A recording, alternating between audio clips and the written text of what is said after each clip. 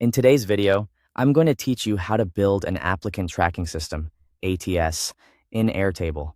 By the end, you'll have a clean pipeline to collect candidates, see where each person is in your hiring process, and keep the entire team on the same page. We'll start by creating a new Airtable base. Open Airtable, choose to create a new base, and give it a clear, memorable name like Applicant Tracking System. Using a dedicated base keeps all your hiring data organized and easy to navigate. Next, set up your main table for candidates. This is where all applicant information will live. Add fields for candidate name, email, position, resume, and status. Keep field types simple and intentional. Use text for names and positions. Use the email field type for email addresses so they're clickable. And use an attachment field for resumes so you can upload files or link to cloud documents. We'll refine the status field in just a moment. For status, change the field type to single select. This ensures each candidate is in exactly one stage at a time.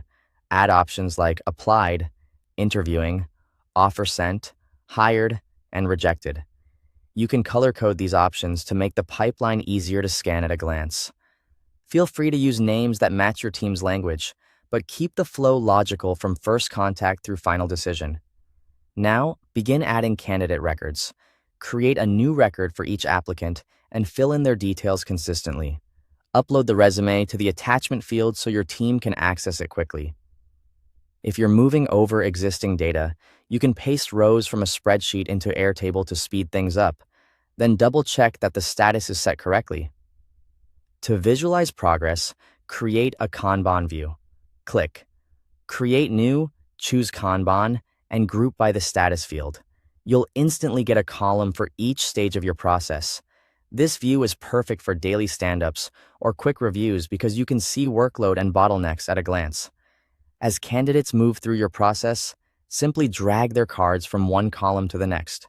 For example, move someone from apply to interviewing, and later to hired once an offer is accepted. Each move updates the status automatically, so the table and views always stay in sync. Finally, build a dashboard. Go to Interfaces, create a new interface, and choose Dashboard. Use it to monitor counts by status, highlight upcoming interviews, and surface the overall health of your pipeline in one place. This is great for stakeholders who want a high-level view without digging into the table. That's your streamlined ATS in Airtable. Thanks for watching.